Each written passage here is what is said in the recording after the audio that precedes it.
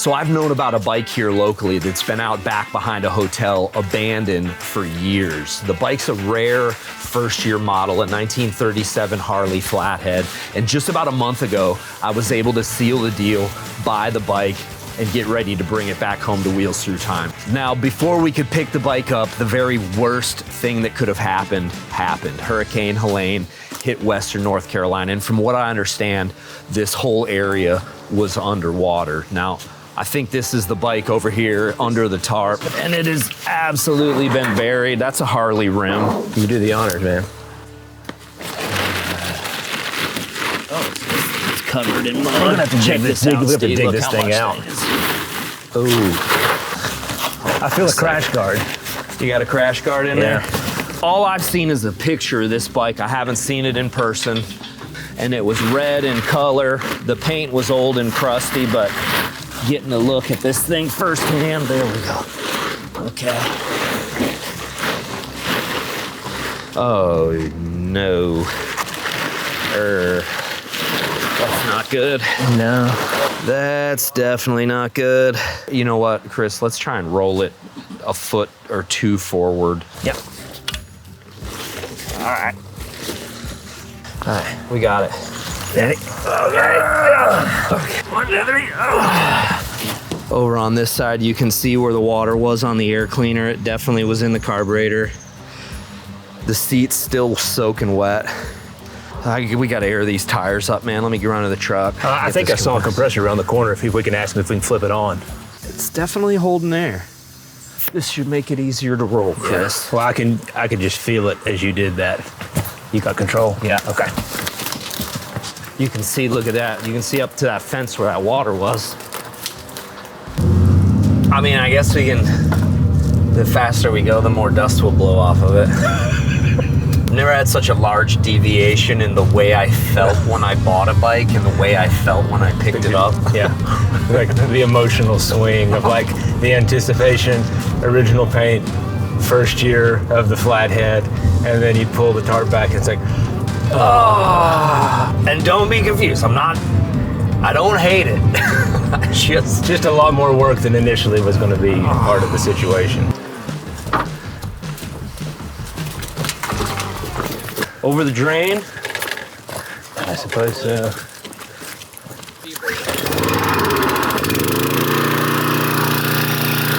Everything's one kick around here.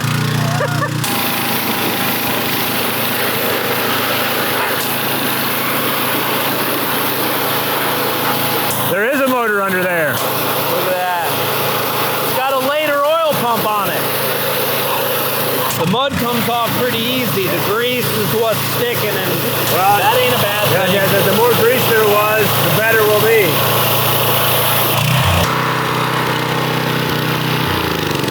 Let's roll this sucker out of here. This is not a one-day project. Looks good, man. Good? Looks good. Yeah, let's roll it in there, set it on the lift, and start crying.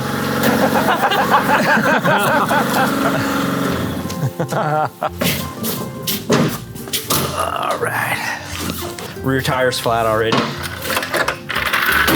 Didn't take long. No. Okay. Doctor? Doctor? Doctor? Doctor? Doctor? Doctor. Okay, so we're quickly going to get into an operating room scenario here. You know, the last flood bike we worked on had to tear it all the way down. So the goal today is to get this bike fired up and running, but seeing where we got to stop, you know. I thought we said on the last one we were never doing another flood bike again. And it's a Flathead too, so the difference is that this bike is mine. Anytime you're working on a flooded out motorcycle with a bunch of problems that's not yours, it just doesn't taste as sweet as getting something that's yours running. So 74 cubic inch Flathead, the 37 UL, it's first year for this model. Milestone bike, I think they made about 7,000 of them. And this one is in really complete condition after hosing it off. Yeah. It looks pretty nice. A few dings and dents, a little fender rubbage there. Windshield's got some heat damage. The seat's all tore up. But a really good example of an original complete bike. Excellent example. Yeah. You know, I mean, when you're talking about the 1 year only parts on this, or a couple year only parts, 37 only oil tank, banjo fittings, feed line on the bottom. You got that early transmission with the vent on the case. 13 fin cylinders down here, which are 37, 38, 39 only. The gas caps on these, I mean, guys look for gas caps like this. That's called a Eaton, tall Eaton short rib gas caps. They just used those for a couple years. 37 dash and beautiful speedometer. You've got the step hubs in here, 36-9 only. Early cycle ray headlight. Beautiful set of 37 standard bars. A lot of really great stuff. Tons of redeeming qualities about this bike. Flooded or not, it's a bike that I want to have. So we're going to jump right in and see how bad it actually is. So the thing is about it is we know that the engine, there was water up midway through the oil tank. So the engine has had water in it. First thing we're gonna do is get this exposed to where we can get the cam cover off. Yeah. We know the carburetor's gotta come off, Chris. Yeah. But as much water was in this, we're gonna have the wheels off, brakes, hubs rebuild. Transmission is usually a pretty sealed up unit other than the vent. So we're gonna keep our fingers crossed that the transmission doesn't have to come out. The clutch is gonna have to come off. Yeah. We know that. So let's raise this thing up. You start pulling the trim off of the left side, floorboards, primary cover. I'm gonna get the same thing going off on this side, and we're gonna dive right into that lower end and hope for the best.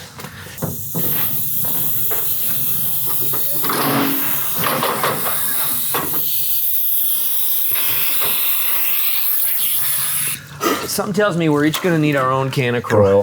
Yeah. Nothing is gonna come easy on this bike.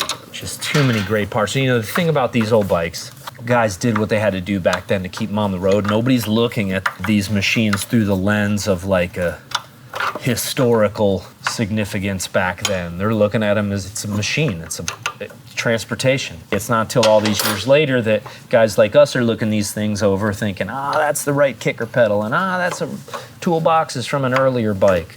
Later oil pump. Wow, I'm just seeing this now. That's like a military oil pump.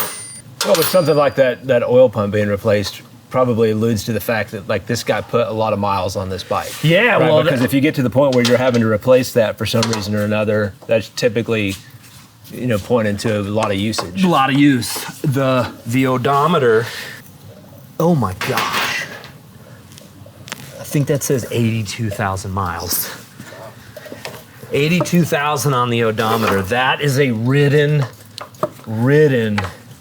motorcycle. Yeah. It's almost hard to believe, but I don't know why the odometer would lie, you know? There's just the right amount of rust on those bolts, on the nuts, I mean, to make them not the exact size they're supposed to be. You got your joke of the day? Well, Steve, did you know that a dragon would never explode? Why? A dyno might. Oh my. Or add more in the comments. I'll use them in future videos.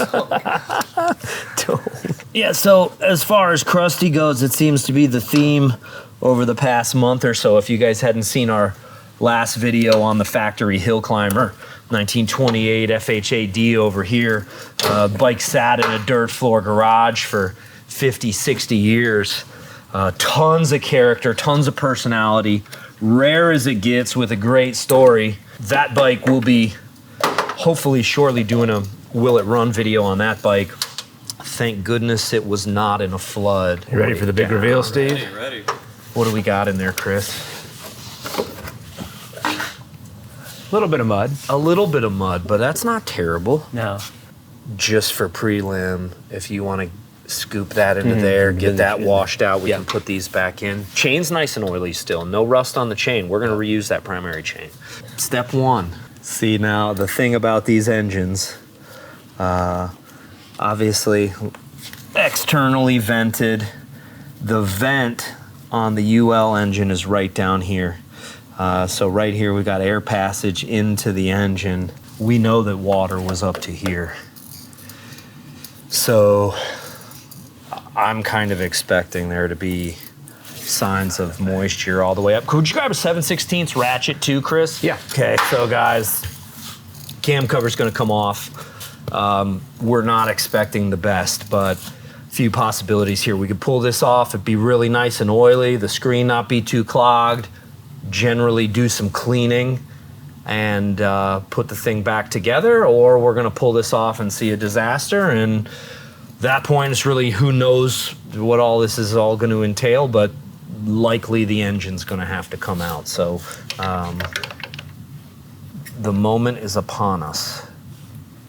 Yeah. Oh, that's not good. That's not oil. That's definitely That's not straight oil. water. Oh. Oh no. Ooh, wow, that's a lot of water in there. Holy smokes, it could be a lot of water. Well, challenge accepted.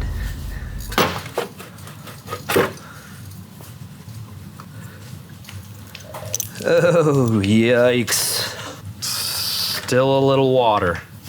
That's really cool. That's like a 41 to 46, 41 to 48 rocket muffler that they hacked the tips off and closed it up and then welded a pipe on.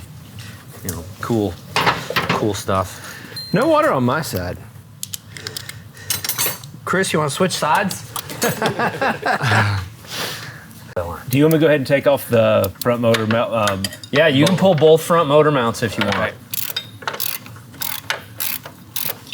You know, one of the reasons I'm looking forward to putting this thing back on the road is you just can't beat the power and the torque of a big twin flathead. They're so much fun. I don't know what you guys prefer, knuckleheads, flatheads, panheads. If you got an opinion, leave it in the comments. But I'll tell you what, big flathead, ton of fun to ride. It's almost effortless. Really impressive what these old bikes can do. Whoa, okay. We have a situation. Yeah, so we've got the glass. We're gonna set this out of the way, out of dash and bezel are, gosh, that speedometer is incredible. I don't know where all this water's coming from. There's still water coming out. Wait. Oh yeah. Here's that. Nice. All right. Yep. Okay. So we're out. All right. So 1937 UL, guys, is first year for the new Flathead engine. Now Harley started Flathead singles back in 1926. Actually, the first Flathead twin was a 1919 W model.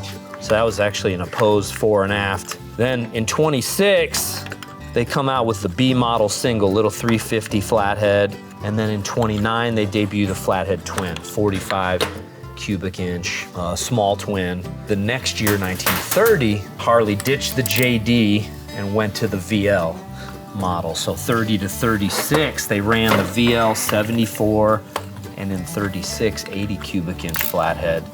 The UL was, I mean, it was a staple, excellent for utility. A lot of municipalities use the big twin Flatheads because they're just stone cold reliable. Like we talked about performance-wise, they make incredible torque, very capable motorcycles, especially when you couple these cubic inches with the big 4-speed transmission. As utility as the big Flatty motor is, they're still beautiful, beautiful motorcycles. Hey, I like that. Yeah, that's not bad at all. No, it's not. It actually has some like razor blade scrapes on it, like somebody cleaned the top of the piston off. Yeah. 40 over. Plenty of meat left in there. Yeah. Not a ton of carbon. I mean, it's a run engine, but that all looks like a really nice running engine, to be honest. Exhaust valve, see what we got.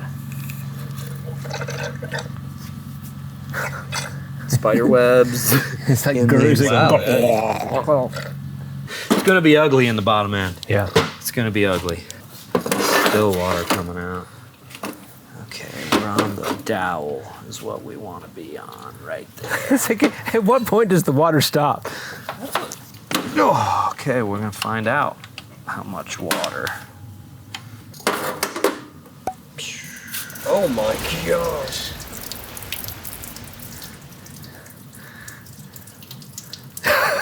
Whoa. Yeah. So anyway, what we've decided now is that we're absolutely taking and splitting the cases because I want to inspect all the bearings. Okay. I don't expect it to be terrible inside, Yeah. but I want to get rid of all the water. Oh yeah, you gotta get all the moisture out Get of rid there. of all the moisture. Okay, let's see what we got. Yeah, like tiny little bit of scuffage on the cylinder, but I'm really not too worried about that. Ooh, it's yucky, Yeah. but it's not as bad as Stan's. And those are gonna clean up just fine. Stan's had been sitting for 10 years. Yeah.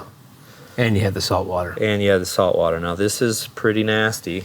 This is gonna be a great, how fast can you take apart and put together a flathead? Yeah, it'd be a great test. No big deal. At least that's what I'm telling myself. That's a loose female rod. Crank's gotta come apart. Okay.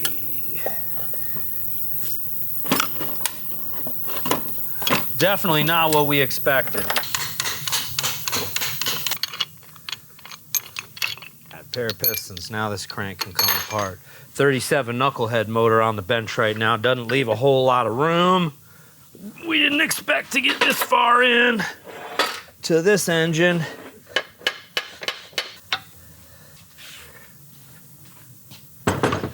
Sorry about the mess over there, Chris. It was a team effort.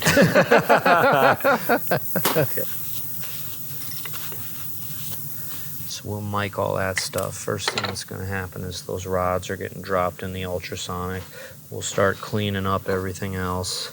I'm going to start checking for oversized rods and a crank pin. Don't know what sort of shape the crank pin's in yet. Yeah, I like it.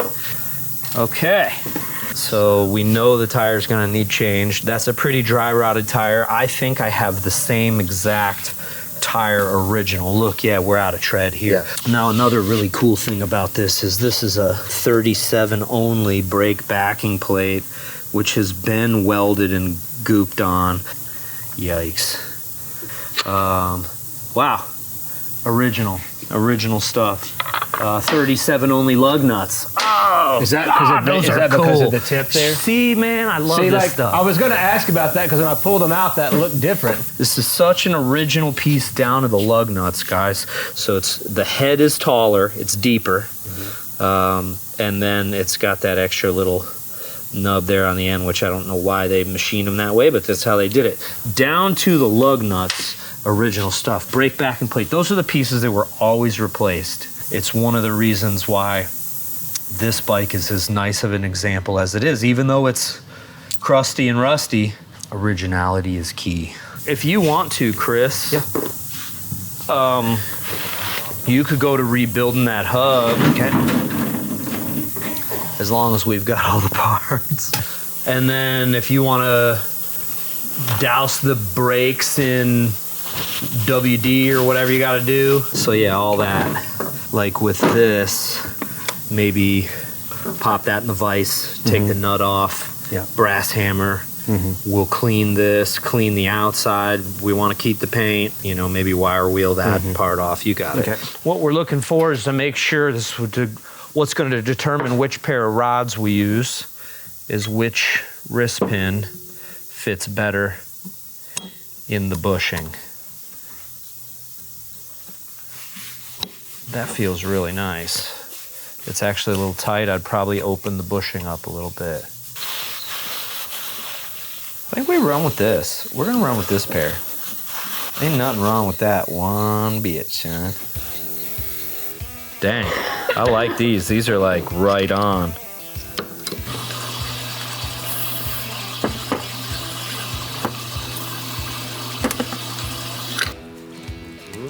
Okay.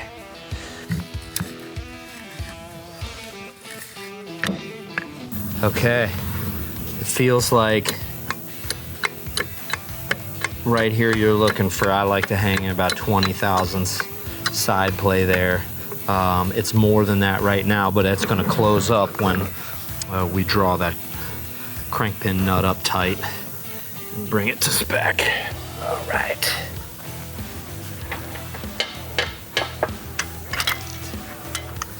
Okay, right there. Now's the fun part. It's truing them. Got our ends greased. So the goal here is to get our shafts to run absolutely concentric. The spec on each shaft is 0.02 of an inch. I like to be less than 0.5 thousandth of an inch. We're at about 2 on this side. So we got to come in a little bit. This one is out a ton. The way we're gonna do this is grab a lead hammer. Just hold that flywheel right there, Chris. And I am going to drive this flywheel down. All right. Okay. Back in. Go on in. Yeah, nice. Now we're within probably a half on this side. So we came a little bit. So now we have a new strategy. We either need a wedge or a C-clamp. See, now, well, you got 2 ways your flywheels can be out. They can be out this way, or they can be out this way, right? When you read high on one side and low on the other, it means they're like this. When they read together, depending on where the crank pin's at, they're like this, but you either need to opposite the crank pin, put a wedge in, or C-clamp them back together. Ken is the wizard at this. Yeah. But Ken isn't here today, and we're in a hurry. Ken will be here tomorrow, and I'm going to hear about this. I guarantee it. All right. High. Okay.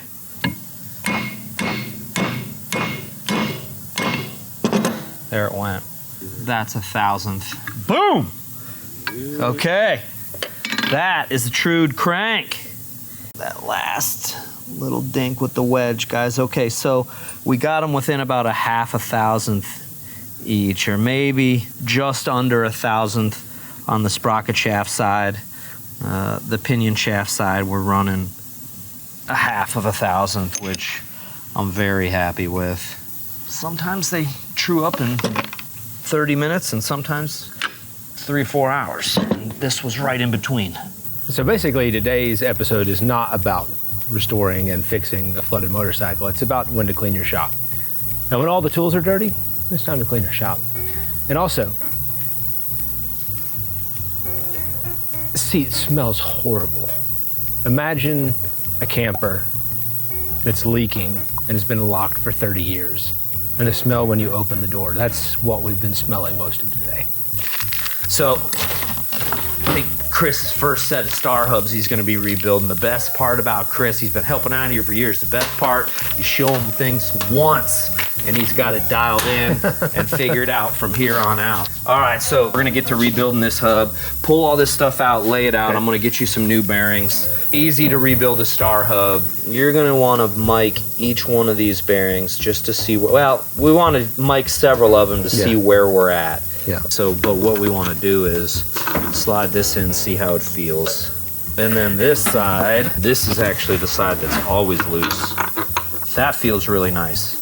No up and down. So we're gonna run with potentially the exact same small end bearings, and then I'll get you some new big end bearings that you're gonna mic each one. Yep. While you're doing the star hub, I'm gonna get to this kicker cover. This is gonna tell us a lot. Oh, there's water. Chris, we got more water. Yes, I was thirsty. Off comes the kicker. Oh, wow. Early throw out bearing. Oh, that's so cool. Really, so many of these parts were replaced, guys, over time, and this is all the original stuff in there. Pull this gasket out. Homemade gasket. Made it out of newspaper, it looks like. I don't believe there was a whole lot of water in here. That's, all things considered, is not a lot of water. It's not up to the bearings. Wow, this early throw out bearing, these are impossible to find. I cannot tell you how impossible those are to find. It's even got the little wire clip still on it. Early, late. Look at the size of that behemoth. Really cool. So our mission here, what it all started out as, the problem here is our broken kicker spring. And I've got a perfect replacement for that. We're gonna go over, find a crappy screwdriver. Now there's like discoloration in the hub itself. In the hub? Yeah, is that just where it's gotten take hot some that- emery cloth, a little bit of sanding. Yeah. Yeah, get a little bit of really fine emery cloth. Okay. Just. So we're gonna go to replacing this guy. We got our cases cooking in the ultrasonic. Gonna be time to put that engine back together soon. Got the hone out already for when we start honing the cylinders. We're gonna take a few thousandths out. I'm jumping ahead, I know.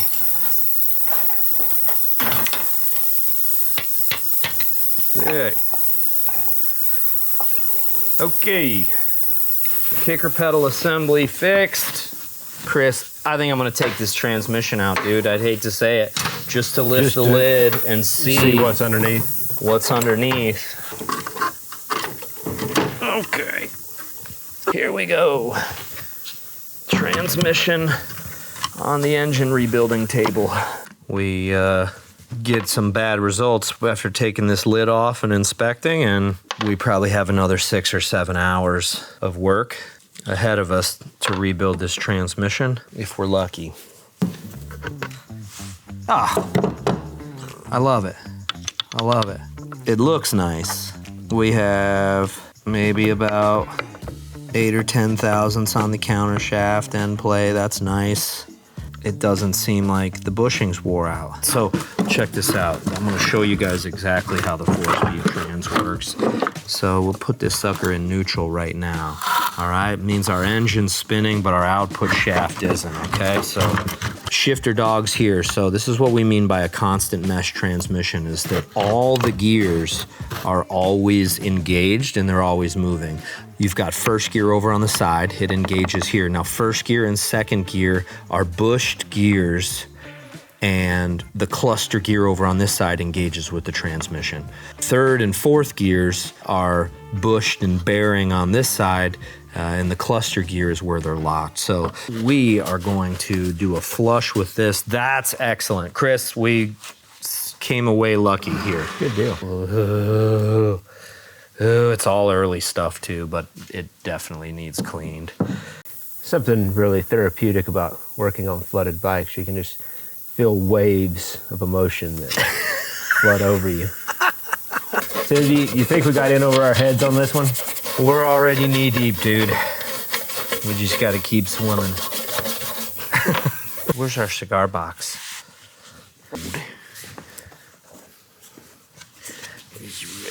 Rusty, crusty gold. We're gonna slide the transmission back in the chassis, and then we'll do a quick cleanup. You got a lot of that grime off, Chris. It looks good, Yeah. and we're not cracked down here. Yeah, I didn't see any crack there. That's solid. And, yeah, so. Okay. All right. Just like it was. Well, I'm rebuilding this engine, Chris. Yeah. We can put a ratchet strap through down here after you get cleaned up. Ratchet strap through down here. Yeah. Jack the front end up. We'll pull the front wheel, front brake. I just got new rivets in for front brake linings, so if we have to go that far, we can do that. Man, it feels good having the transmission done at least. We are going together. Okay.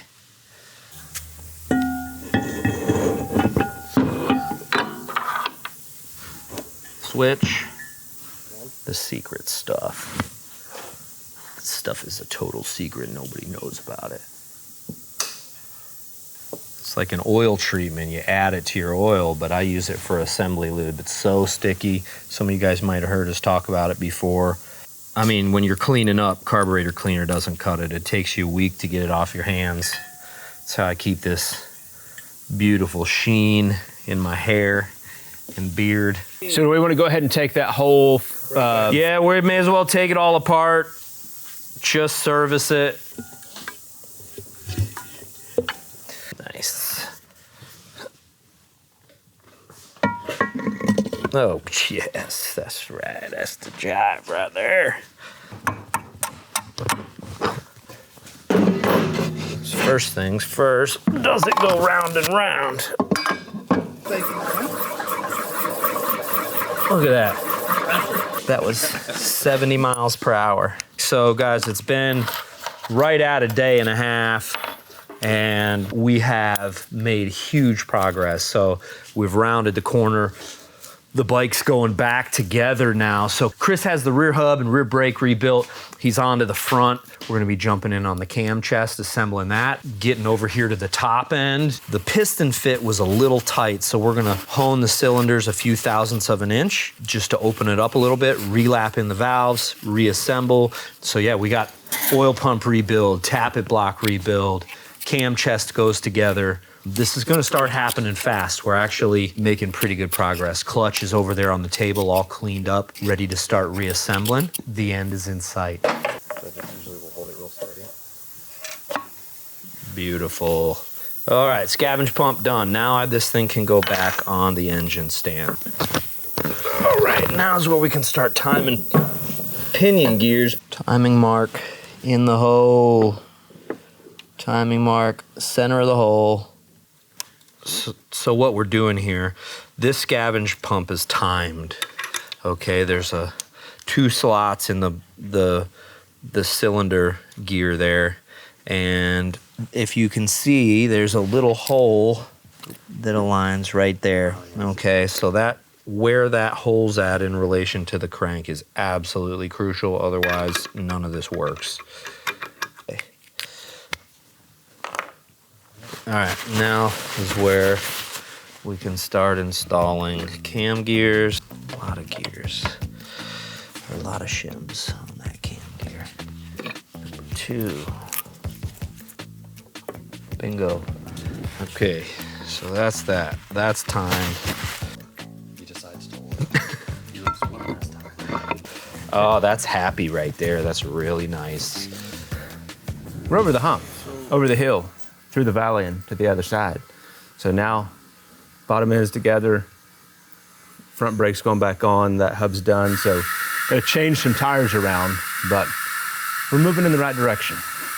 I'm gonna install these tappet blocks here.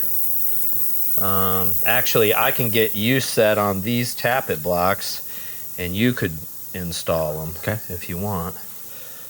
We're at the point of almost mounting the generator, but sure would be nice to get those cylinders done. Speaking of cylinders, okay, this part is where it's gonna get heavy. And I say heavy because these cast cylinders weigh like freaking a ton. It's a good joke, man. It's a good joke. This motor had 40 over pistons in it, but the odd part is that these pistons read 20 over. So I think they've probably been turned down dimensionally. They are a little bit shorter. Okay, so somebody did work on these pistons. But as you can see, crazy scuffage here. Yeah, really, really bad. So, and that's on the front cylinder. The front cylinder is the cylinder that gets least amount of oil. Clearance too tight. So what we have going for us is a piston that reads exactly the same size with too tight a clearance. So we're kind of falling into a lucky scenario. Although these, yeah, they read 40 over. Where's the 40 over? Yeah, but they measure 20. So, and grinding or cutting pistons is kind of silly. So anyway, oddly enough, I found one 20 over piston, Chris. Well, that's the way it works around here. That's the way it works around here. We always find what we need. Find what we need. Okay, so what we're gonna do is we've got 357. We're only taking a few thousandths out.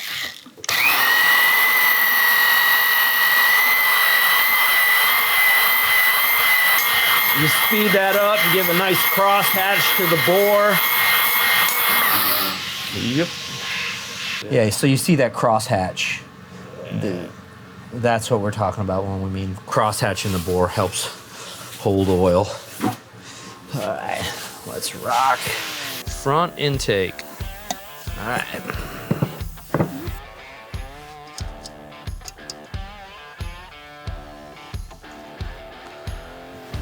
one.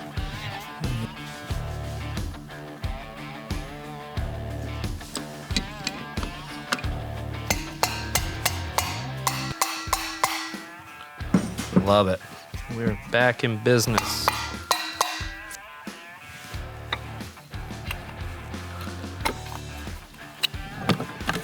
Okay.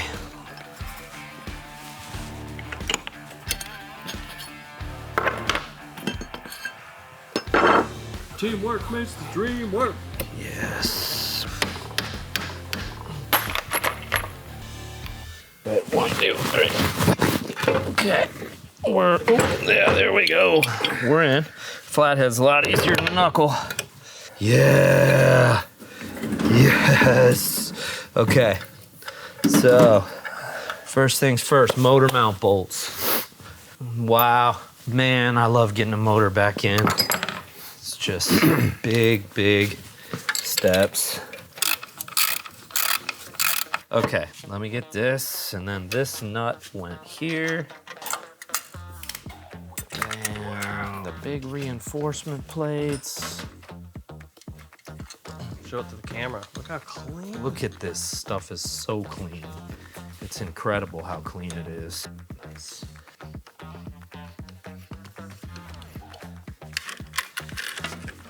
And then we have Nuki. Nuki. Boom. Boom. Nice. Okay. Nice. Primary chain, it could tighten up a little bit, so we'll do that later. There. Starting to look like a motorcycle. Starting to look like a bike. Now let's go ahead and get on to installing this carburetor. Chris, you can also do a last clean on the primary cover. Yep. And slide that right on, and then we'll get to doing floorboards also. Right. We're working on the last bit of the carburetor. Full carburetor's rebuilt, and this is an M51 carburetor, beautiful original nickel plating. So every piece on this carburetor I was able to reuse. Wait, I did put in a new throttle shaft because you get a lot of wear on those throttle shafts. Oh, fits so nice. So, carb is rebuilt. Exciting. Gasket.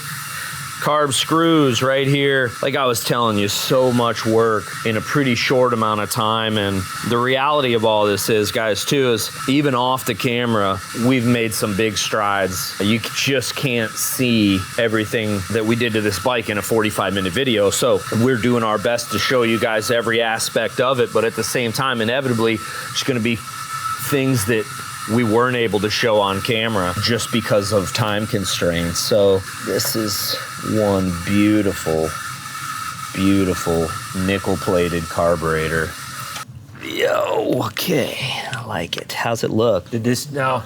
Do we need No bracket. There's no bracket. There wasn't a bracket on it. Oh, okay. I have a bracket, but I want to say maybe 37 didn't have a lower carb bracket down there, so we're gonna run with it. Okay, now. So should I torture our audience?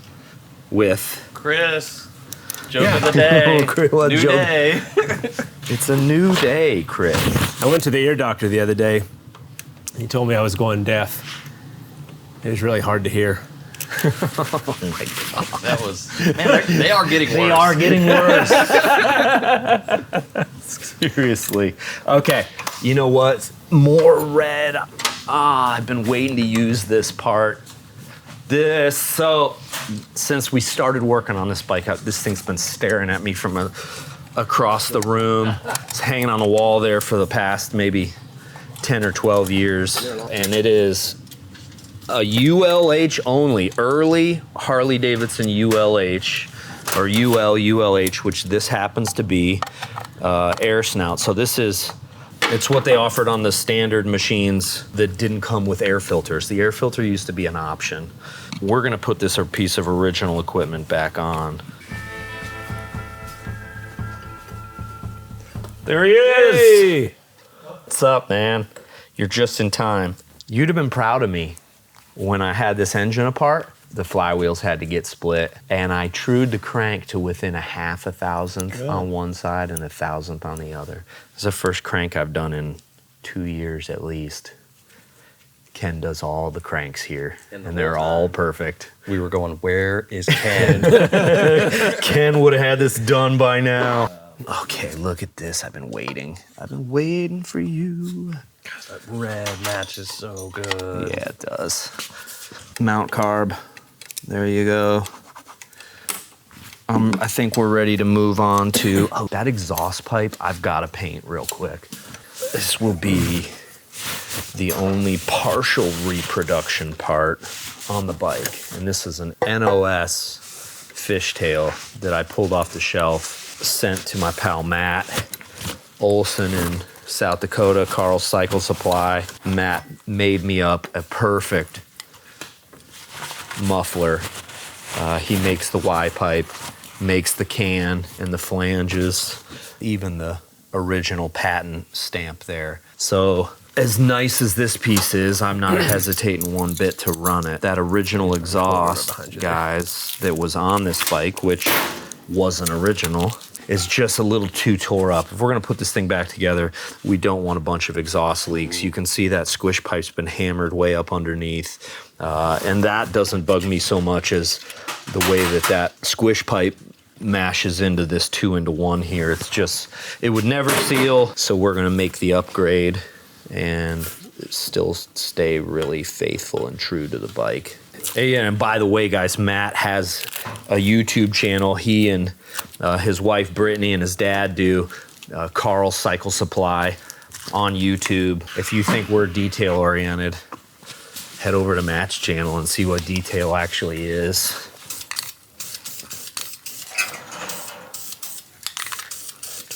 All right, so we'll put a second coat on that when we come back and add the flavor. Tire time. It's just amazing how easy this stuff goes back together. When and not having to fight anything and like, it's mind blowing, isn't it? There he is. Hey Ken, do you guys want to do an electrical check? Focus primarily on ignition circuit, and then anything after is a bonus. Boom. Okay, here we go.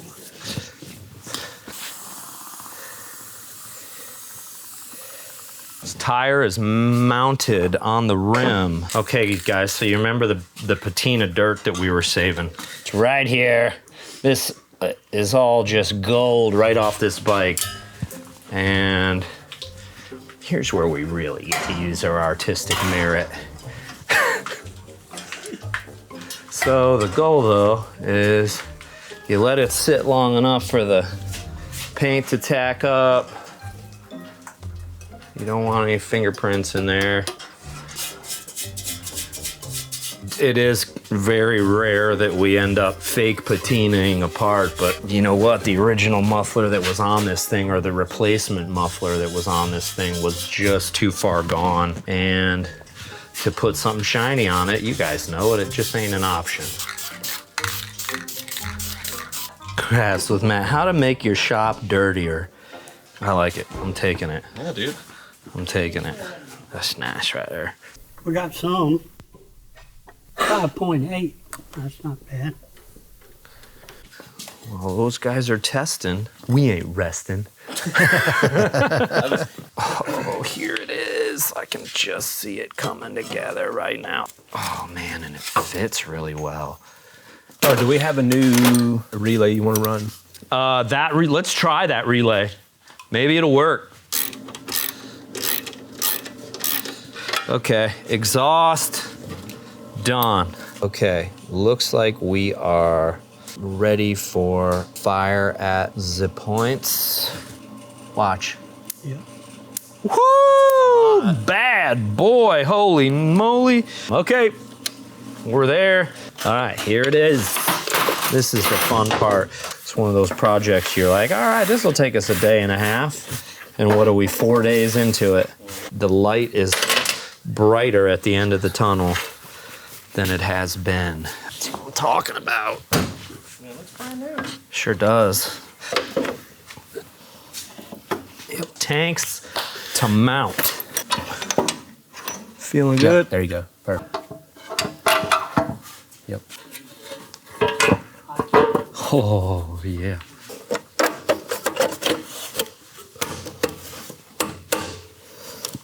I'm in. The stakes are too high. We gotta use the funnel. Nobody told me we were having steaks.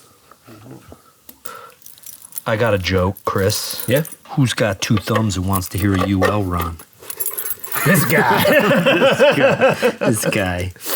This guy. All right. I'm ready. Let's bring this fool down. God, what a marathon. I'm telling you, it was. How many days have we been at this? Like a month? 4 days. 4 days. But all things considered, a lot of places that's a 2 or 3 week job.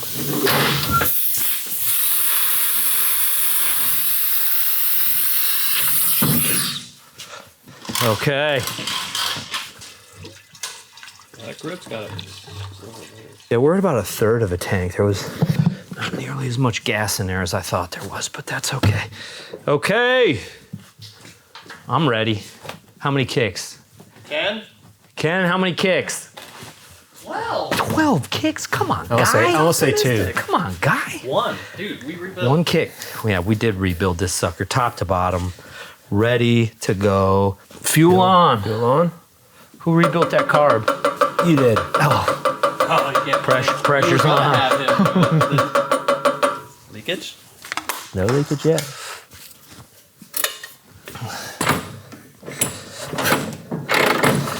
One.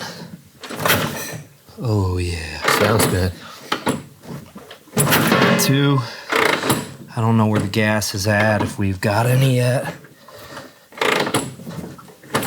3, I heard it. We're in. Ready? 1 kick Willie right here. Oh, nothing. Nope. Nothing yet. Yeah. You got gas? Mm-hmm. Okay. 1 kick. Here it is.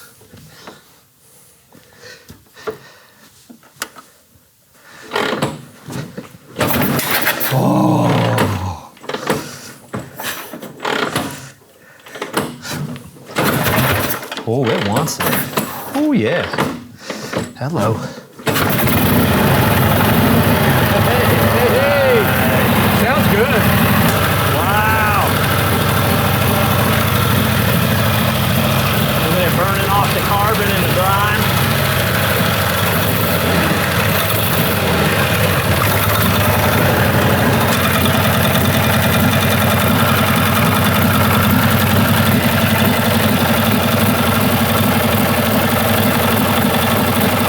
Oh yeah. Nice. All right. Let's get it off that rear stand. And we're ready to go. I love this seat on this bike. Mm-hmm. Will it do what it's supposed to? Look at that windshield. That's gonna come back.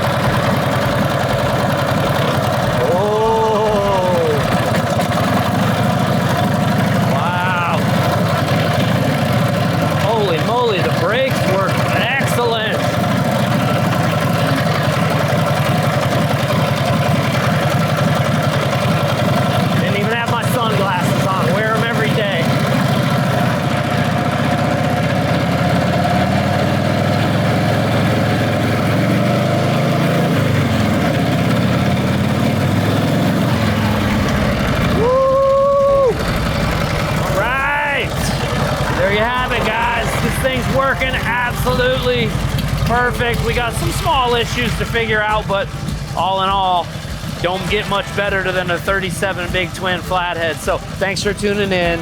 Make sure you check out either one of these 2 videos coming up next. Appreciate you guys tagging along with us for the 1937 UL Rescue. Don't burn us!